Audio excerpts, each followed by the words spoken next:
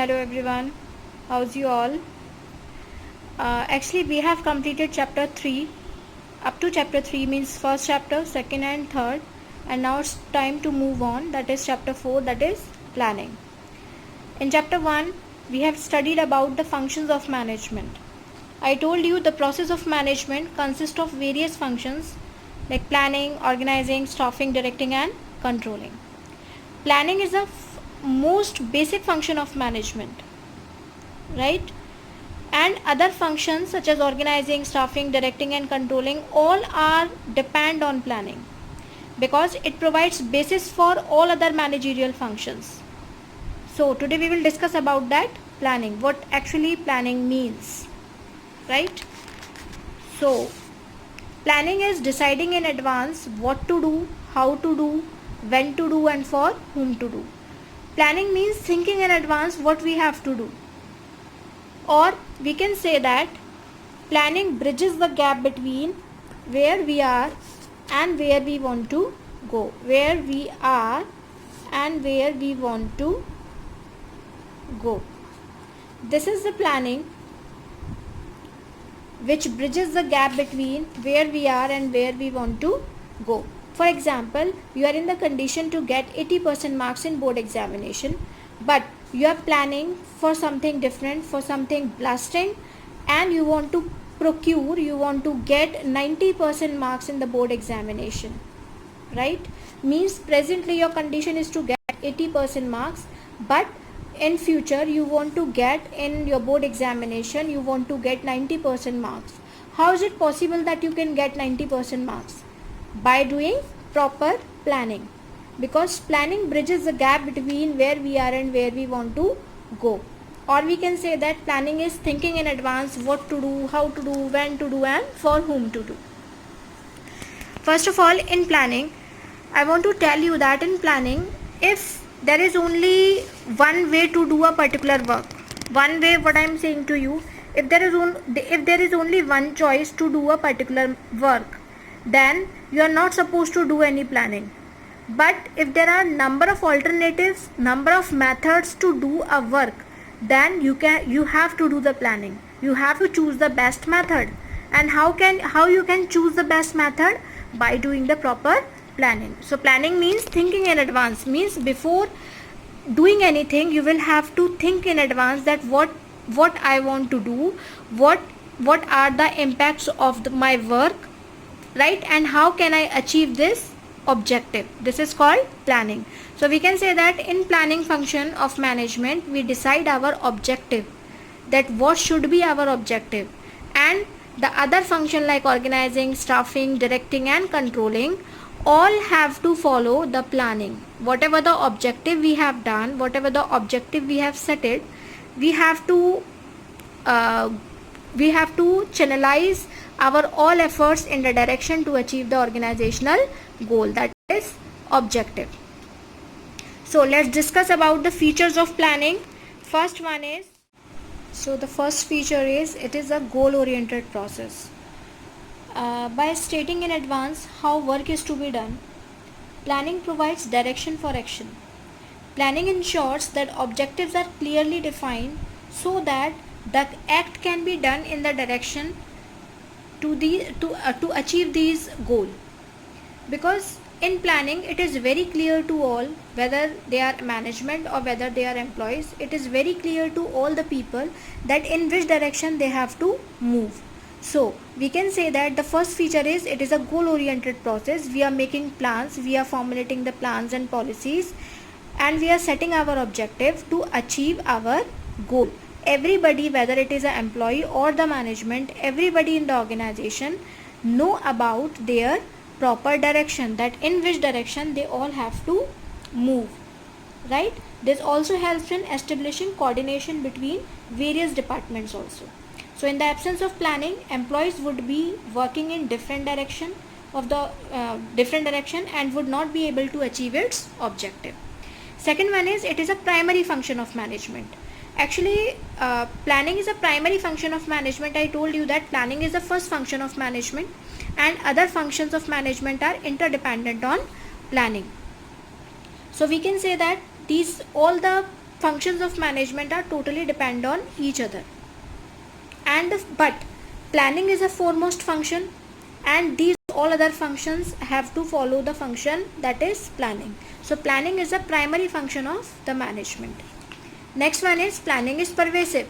Planning is pervasive because planning is needed at everywhere, at all levels of management, whether we are talking about top level, whether we are talking about low level or mid level. Planning is needed at every level of management, because the top level management have to make the plans for the overall organization, then the mid level have to make the plans for the departments, and then the low level have to make the plans for day to day activities of the business. So each and every level of management, or we can say that whether it is a profit organization or non-profit organization, everybody needs planning. Next one is planning is a continuous process. We can say that planning is a continuous process. Planning is an ongoing process. It will never stop in coming future.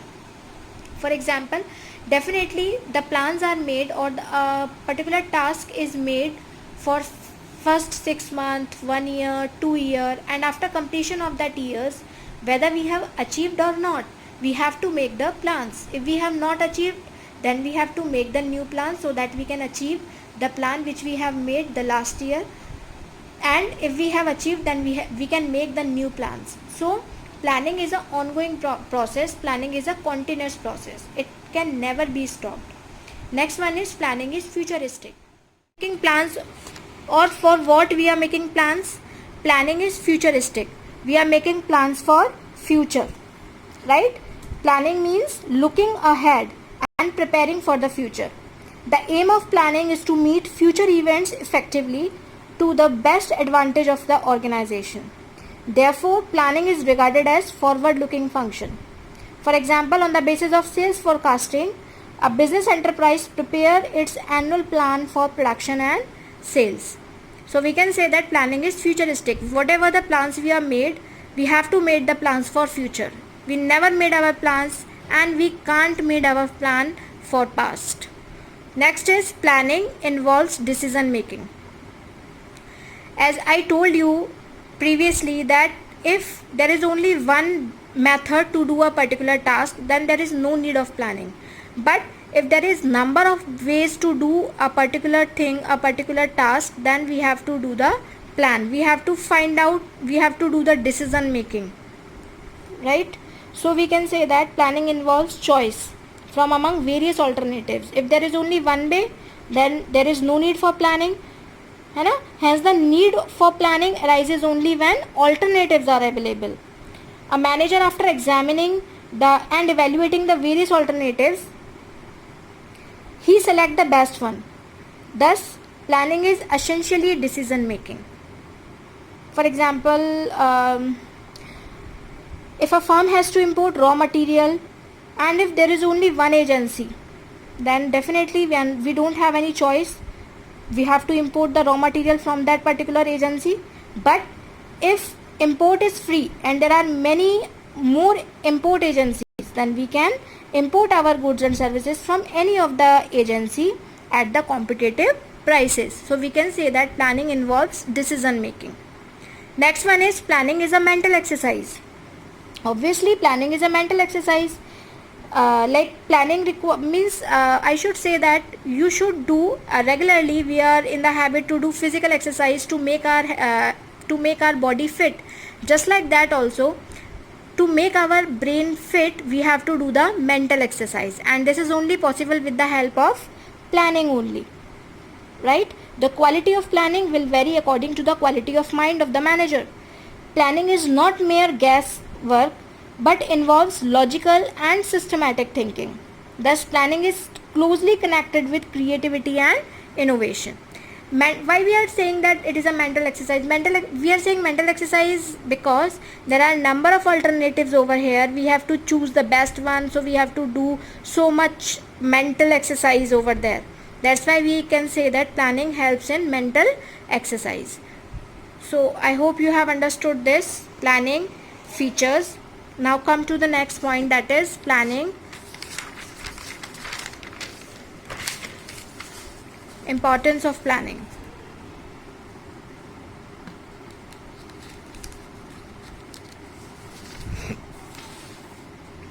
This is the first point is planning provides direction. It is same as like it helps to achieve our goal. Planning provides direction. We can say that planning ensures that objectives are clearly defined, right? So that it acts as a guide for deciding what action should be taken and in which direction. If the objectives are clearly laid down, then the employees are aware of what the organization had to do. But if the employees of the organization doesn't know about the objective, then they can go in any of the direction and your goal cannot be achieved. So we can say that whatever the plans an organization is framing, he provides the direction to all the employees of the organization and instruct them that in which direction they all have to go. Second point is it reduces the chances of uncertainties. It reduces the risk of uncertainties. As we know that our business environment is full of uncertainties. Nothing is certain over there. But planning is always done for future, which is full of uncertainties, I told. Uncertainties and changes are uninevitable or unavoidable, and planning cannot eliminate them. But planning helps the firm to cope up with uncertainty and change. Planning enables a manager to look forward and anticipate change and consider the impact of change and take appropriate steps to deal with them. Means uncertainty can arise at any time, but with the help of proper planning we can reduce the chances of uncertainty. No one can eliminate the uncertainty, no one can eliminate the risk, but we can reduce the chances of uncertainties. For example, we can take the example of population, right? Forecasting of population growth gives a clue of future demand, right? It must be noted that planning only anticipates, not eliminate changes. We can prevent the problem.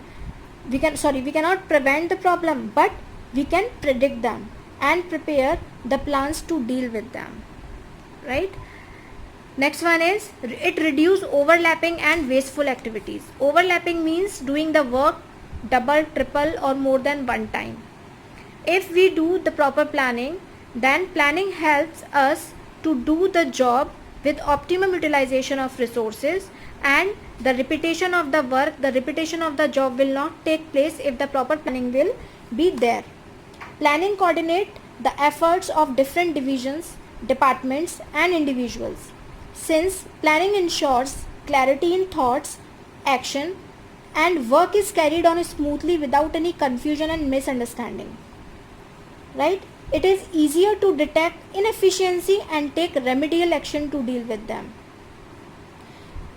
Here the wasteful activities, I just want to take your concentration over wasteful activities.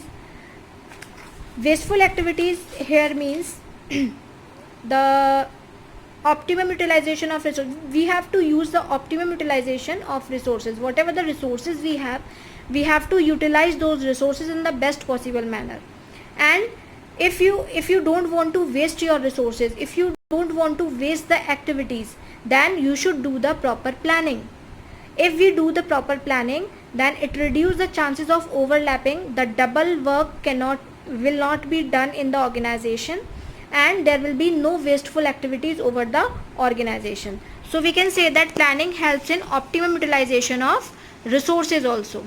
If we do the proper planning and assign the work according to the skills and qualification of the employees, then definitely the work will achieve on time and there will be no wasteful activities over there. Next one is it promotes innovative ideas. Innovative ideas means creativity. Here means like planning is thinking in advance what to do, how to do. Therefore new ideas can take the shape of concrete plans. Thus planning is closely connected with creativity and innovation, because when we are planning, then definitely we generate new plans in our mind, that if this will happen, then what will be the result, right?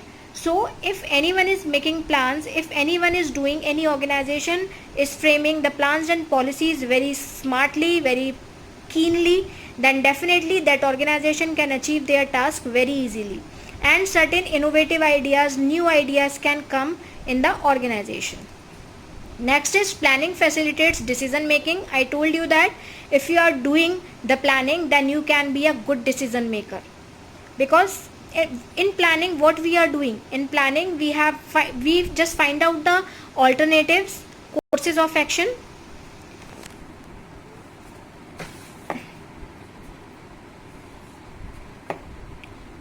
There are number of courses of action in planning. Courses of action means alternatives.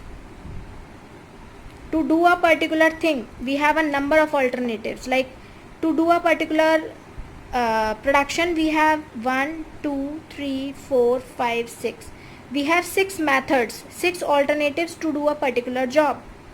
Then we find what will be the negative impact of first one and what will be the positive impact of first one. Then we find what will be the negative, what will be the positive. So we have to analyze each and every alternative, and we select those alternative, we select that alternative which have less negative impact and more positive impact.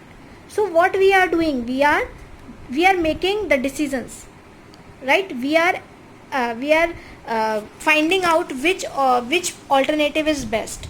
So if you are doing the planning, if you are going through the courses of action, then we can say that it helps you to make a good decision maker. Planning helps in decision making. And the last one is it establishes standards for controlling.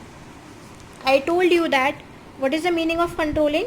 In the first chapter I told you that comparison of actual performance with the planned performance.